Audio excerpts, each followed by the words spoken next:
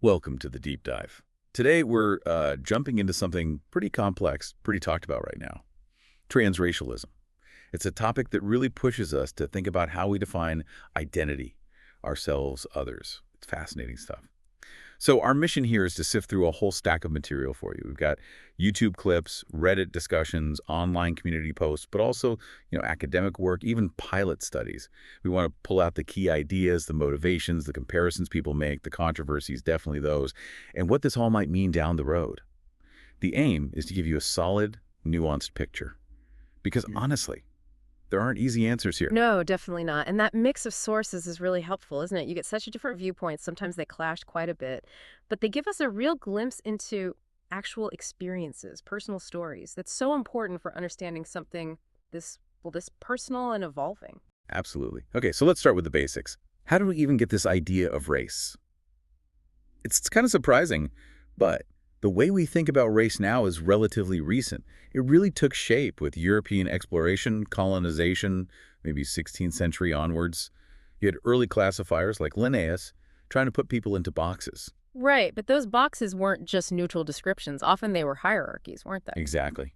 Used to justify some terrible thing. Slavery, social Darwinism ideas, this whole civilized versus uncivilized framing. And the science has moved on so much since then. It's really crucial to grasp this. Yes, physical traits vary, skin color, hair texture, sure. But the scientific consensus now, backed up by huge projects like the Human Genome Project, is that race is mostly a social construct. A social construct. Meaning it's based more on societal choices and history than deep biological divisions. The Human Genome Project found more genetic variation within supposed racial groups than between them. Right, I remember reading that. Humans share something like 99.9% of their DNA. Exactly, and we see things like clinal variation traits changing gradually over geography, like a smooth gradient, not sharp lines, and non-concordant variation. That just means different traits, like your skin color and your blood type. They don't travel together genetically. One doesn't predict the other. So these visible traits we often focus on, they don't actually carve out neat biological races. Pretty much, no. But, and this is a big but, even if it's not strictly biological, race has huge social consequences, right? Real-world impacts. Oh, absolutely. Objective social consequences. Society sorts people based on appearance, ancestry, culture, and that affects everything. Health, justice system interactions, opportunities. That's why forensic scientists sometimes assign race to skeletons, isn't it? Not because it's some innate biological fact, but because it reflects how society would likely have categorized that person. Precisely. It's about social reality. And this leads to another important distinction, ethnicity versus race. They often get mixed up. Okay, so how do they differ? Well, ethnicity is usually seen as broader. It's about shared culture, heritage, ancestry, language, history, maybe shared experiences. Race tends to be pinned more directly onto physical traits and how society labels you based on them. And our understanding of ethnicity has changed too, right? From seeing it as ancient and fixed. Yeah, the old primordialist view to seeing it as more constructivist, shaped by social forces, history, politics. Ethnicity can be inherited, sure, but it's also socially built. There's fluidity, assimilation between groups happens. Think about Brazil's system versus the U.S. one-drop rule historically. Very different approaches. Okay, so with that context, race is a social construct with real consequences, ethnicity being this mix of culture and ancestry. Let's talk transracialism. How do we define that? Broadly, it's when someone feels a really strong connection or identification with a race different from the one they were assigned at birth. And often there's a desire to, well, change their appearance to align with that internal feeling. And academics sometimes use this trans framework to help unpack these kinds of identity shifts. It's quite useful. There's transitive migration, like moving from one recognized category to another. You see parallels with some aspects of the transgender experience, like physical or legal changes. Okay, like a definite shift. Right. Then between identifying with maybe two or more categories, not fitting neatly into just one.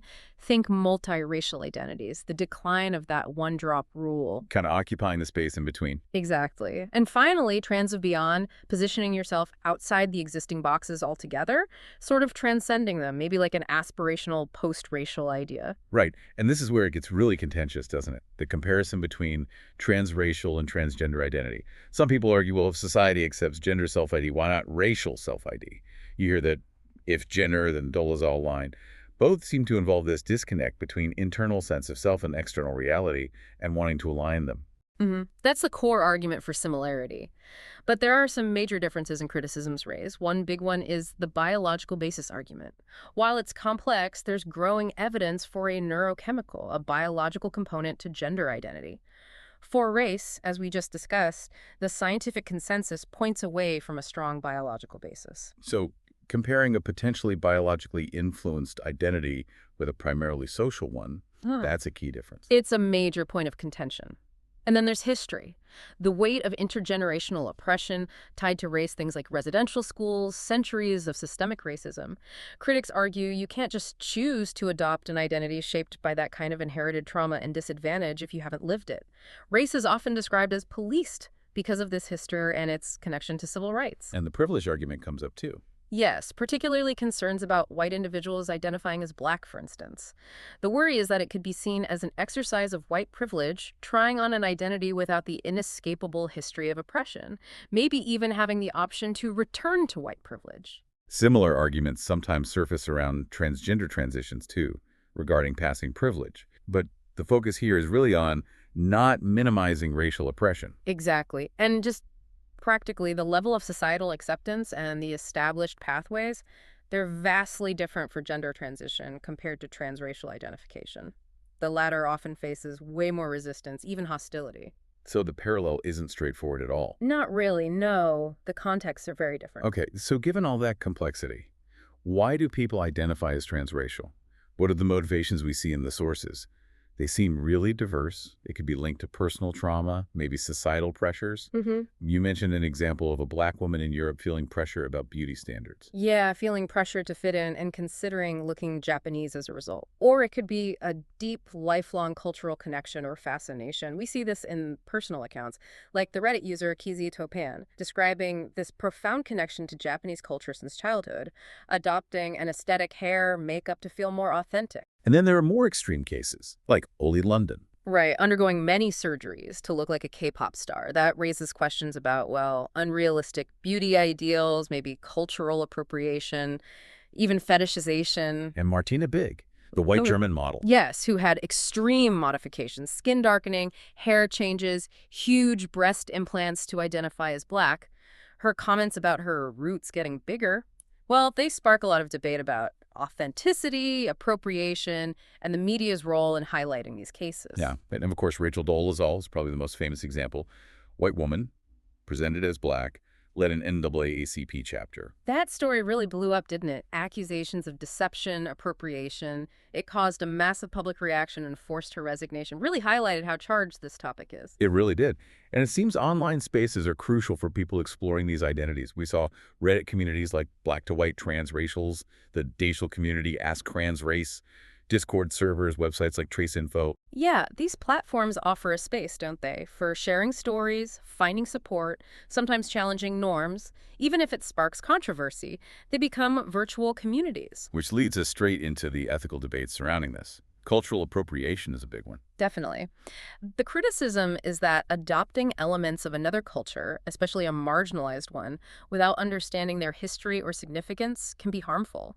It might trivialize struggles or reduce culture to just aesthetics, like costume. And there's another concern that focusing heavily on changing physical appearance might reinforce harmful ideas already out there. Like colorism, you mean? Discrimination based on skin tone within a racial group. Exactly. The worry is that it plays into the idea that certain looks are better or more desirable, which ultimately props up systemic racism rather than challenging it. That's a serious concern. And it connects to another point, undermining group solidarity. The argument goes, if race becomes purely a matter of individual feeling or choice, does that weaken the collective action needed to fight systemic racism?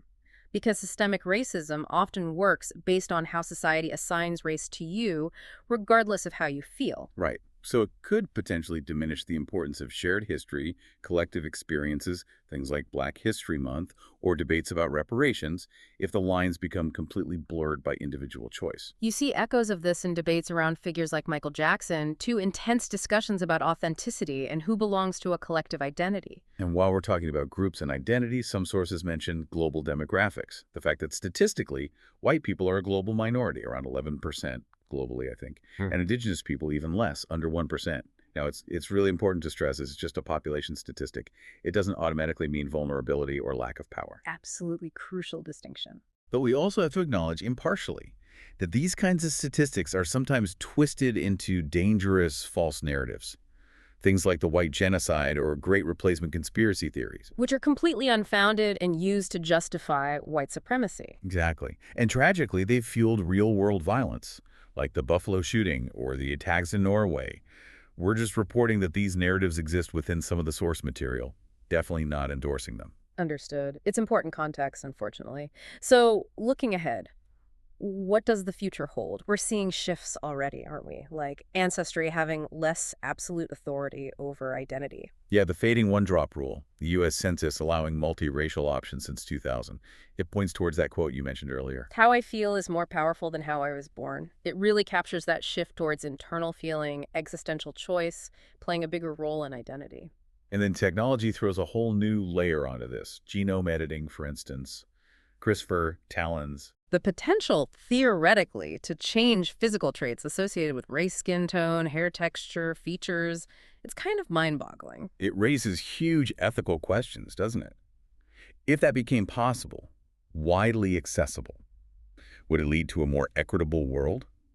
Or just new divisions based on who can afford the tech? A massive dilemma. And then you have AI, virtual reality, digital avatars. Where you can present as any race you choose, seamlessly. Hmm? It blurs the lines between physical and virtual self, challenges ideas of authenticity in a totally new way. It all just highlights how complex identity is, how it keeps evolving. These conversations aren't easy. They need empathy, critical thought. And a willingness to sit with the discomfort rather than grabbing for simple answers. We've definitely covered a lot of ground, from how race was constructed historically, through the complexities and controversies of transracial identity, to these big future questions about technology.